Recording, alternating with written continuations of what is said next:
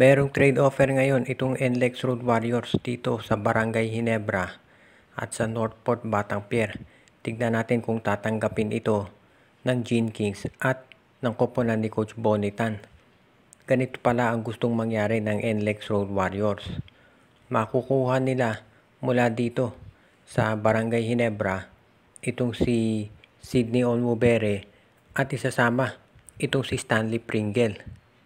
So yan ang kukunin nitong NLEX Road Warriors, si Pringle at si Onwubere. Samantala naman, itong Barangay Ginebra, makukuha nila itong si Xavier Lucero mula dito sa Northport Batang-Pier. At ito namang Northport Batang-Pier, makukuha nila yung first round draft pick nitong NLEX Road Warriors plus itong si Michael Miranda at si Anthony Semerad. Para walang kaguluhan, ang Ginebra makukuha nila itong si Xavier Lucero mula dito sa Northport Batang-Pier. Samantala naman, itong Northport makukuha nila itong si Anthony Semerad, Michael Miranda at itong yung first round draft pick ng NLEX. At ang NLEX naman, itong si Sydney Onwubere at si Stanley Pringle. Maliwanag kung bakit gustong makuha ng NLEX itong si Onwubere dahil kulang sila sa big men. At itong si Pringle dahil gusto nila na merong karelyebo itong si Robert Bolick. Dahil hanggang ngayon ay may ACL pa itong si Kevin Alas. Sa panig ng Ginebra, kung makukuha nila itong si Xavier Lucero, parang naka-jackpot si Coach Tim Cone. Dahil alam natin ang laro nitong si Lucero, parang si Jamie Malonzo. So yan ang pwedeng-pwede talaga dito sa Barangay Ginebra. At kung ikaw naman ang Northport, makukuha mo si Semerad, si Miranda at yung first round draft pick ng NLEX Road Warriors, kaya okay na rin yan. Posible nga kaya na i-trade ng TNT Tropang Giga itong si Mikey Williams dito sa San Miguel. Sa ngayon kasi mukhang sigurado na makukuha ng TNT itong si Cedric Barefield.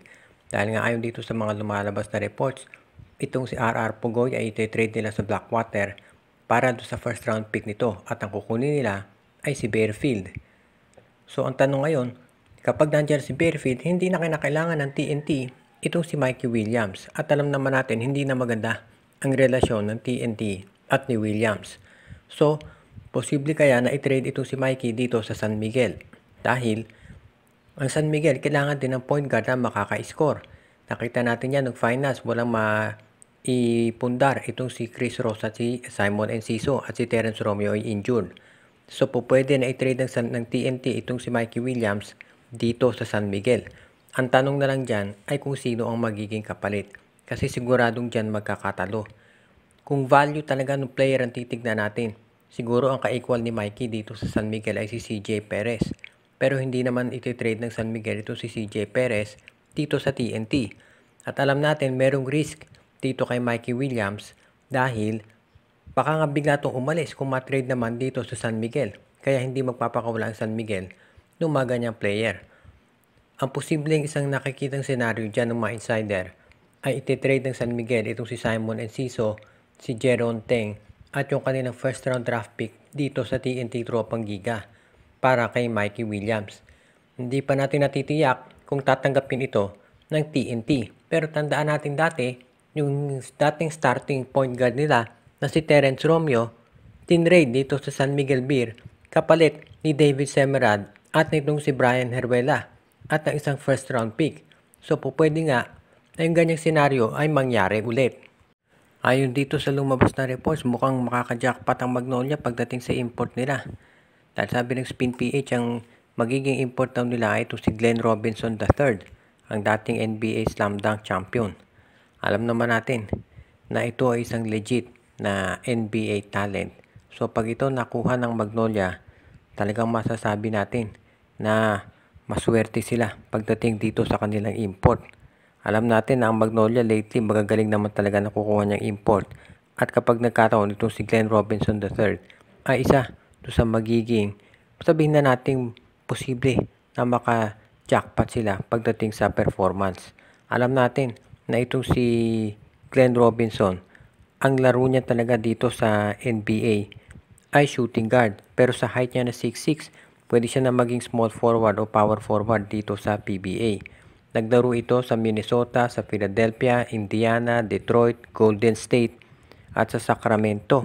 At sa tingin ko kung ito makukuha ng Magnolia, magiging magandang fit ito dito sa kanilang sistema. Dahil alam naman natin na itong si Glenn Robinson, kilala ito bilang isa sa mga sabihin na nating scoring threats talaga. Dahil kung pag-uusapan natin yung kanyang performance sa NBA, hindi naman natin siya masasabing all-star. Pero alam natin pag yan dinala dito sa PBA, makikita natin talaga na mag-iiba yung kanyang laro. At syempre, gaganda yan dahil mabibigyan siya ng bola palagi.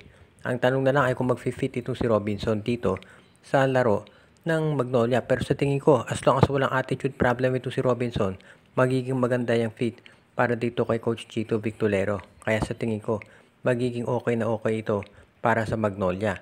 Kahit na sa 3 sila nakafocus, clearly, pati sa import, ay nagre-ready na rin ang hotshots. Hanggang sa ngayon ay nag-iisip pa raw itong Converge Fiber XS kung sino ang pwede nilang i-offer para makakuha pa ng isa pang first round pick. Dahil kahit na sabihin na natin malapit na yung draft, tinitignan daw ng Converge kung makakakuha sila ng mas maganda pang option. Sa ngayon, ino-offer na raw nila sa trading block itong si Alex Stockton, si Shani Winston, si Jeyo Ambohot, at yung iba pa nilang mga players. Actually, lahat na. Maliban lamang dito kay Justin Arana at syempre, doon sa kanilang first round draft pick na gagamitin nila kay Justin Baltazar. So, tignan natin kung anong mangyayari dito pero maliwanag. Mukhang itong Converge Fiber XS ay hindi pa tapos sa pagre-rebuild sa kanilang lineup. At yan ngayon ang gusto nilang tignan para makagawa sila ng paraan para masiguro na ito ay masasakatuparan. Marami namang mga teams na interesadong makipag-trade dito sa Converge.